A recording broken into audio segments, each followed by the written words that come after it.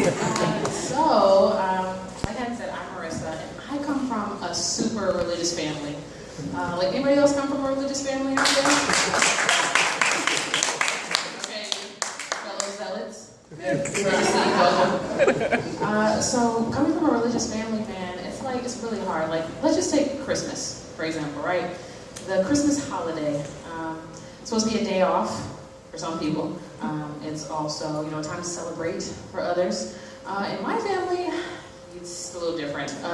So at 5 a.m., kids are running around, like, there's presents under the tree, like, there's Christmas music playing, sugar hand, and it's all,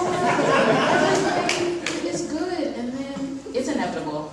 There's going to be that one person that says, okay, everybody, let's get together for the prayer circle.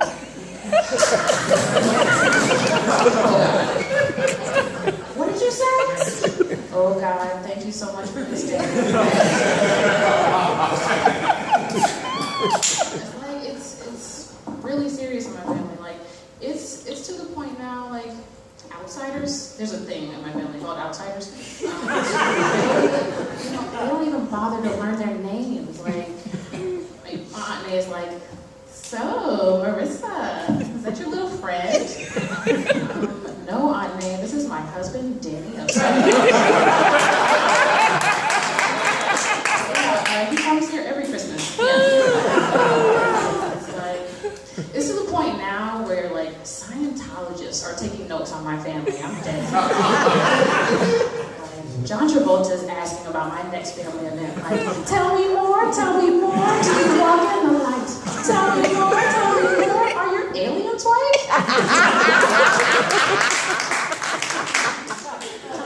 John. Like, even at this point, like, Jehovah's Witnesses won't even come to my grandma's house anymore. Like, they're all standing outside in a huddle, like, Billy, Connor, Russell, huddle up. Our quota for saving souls today is 60. All right, Billy, fix your tie. Jiminy Cricket. You look like Jiminy Cricket. Okay, now, whatever we do today, guys, you have to promise me you will not go to the Patterson house. Like, you will not go there. Connor, I don't care if we miss quota. The watchtower is just going to have to get over it. Like, Connor, last week they almost converted you.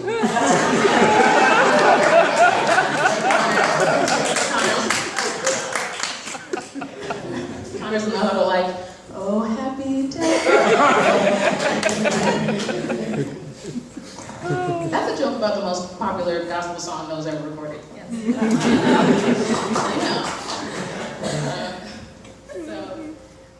It was so serious that, like, we couldn't even play perfectly wholesome games as kids. Like Monopoly, right? Wholesome, fun, family fun, Hasbro, whatever. And so, when you ask somebody, like, well, why can't we do that? You get the answer. Like, for my uncle, he'll say, well, baby, Jesus didn't play with dice, so neither do we.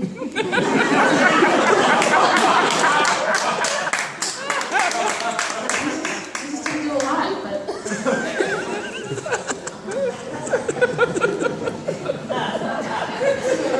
So, like, not only were we not allowed to swear, like, we couldn't even say the word swear. Like, no, for real. No. Like, we would always have to substitute it with promise, right? Promise. Yeah, so for instance, like, one time me and my cousin were, like, sneaking and playing Monopoly in the front room. And so I keep landing on my cousin's property, and I'm like, Day, doggone it. If you charge me one more time, like, I'm about to go bankrupt. Like, do you know Jesus says we're not supposed to borrow money? I promise.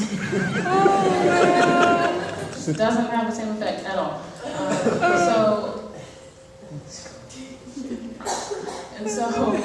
My uncle, right? My uncle, he was especially good for a lecture.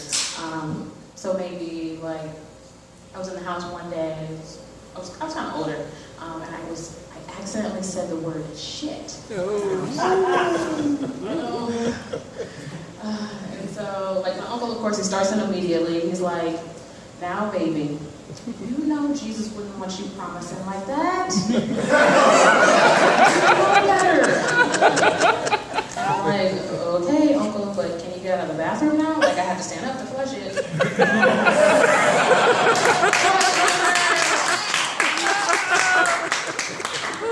And so my dog has this dog, his name is Roscoe, and he poops too. That was a transition. It was a good one. So me and my dog, Roscoe, we're like, we take walks all the time, but recently we're taking this walk, and he's ready to do his business, as expected. And so when he's walking, I just so happen to see that one of my neighbors, who I see him, this guy in my neighborhood, who I'm 100% sure is a drug dealer, he is across the street. And so I don't want to talk to people. I'm just like, I try to get real busy with that poopy bag. I'm like, shh. Please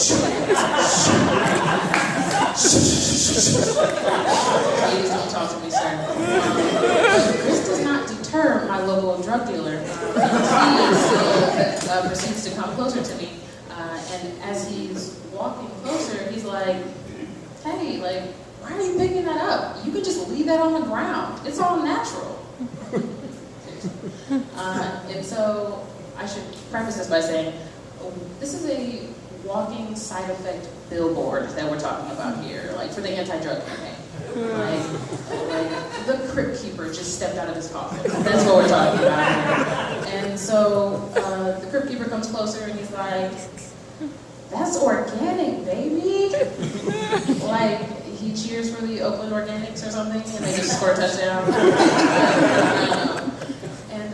So I realize now that when he's gotten closer to me, he's really here, not for chat, but he's here to give me his sales pitch. Yeah, of course.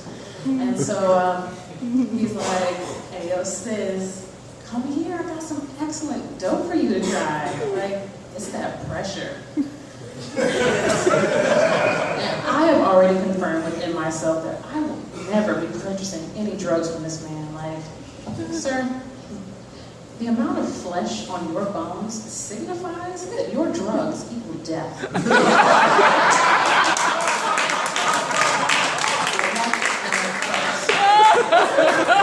so I just try to play dumb. I'm like, pressure? No, man, I just got these new tires, so I'm good. And so then he tries to switch it up. He's like, hey, yo, sis, I got that fire for real. Come holler at me. Fire? But fire and pressure make an explosion, sir. I don't want none of that.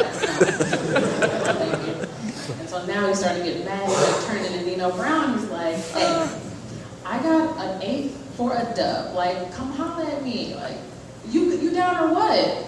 And honestly, I don't know anything about prices or amounts or anything like that. So I'm just like, well, sir, all I got is $5. And Nino shouts at me, sit your $5 ass down before I make change. And I'm like, I start to pay that, holy shit, Nino, I swear I'll buy your drugs.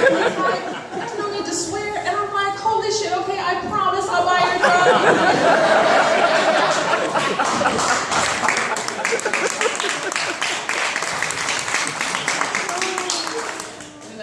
So it's not over. He,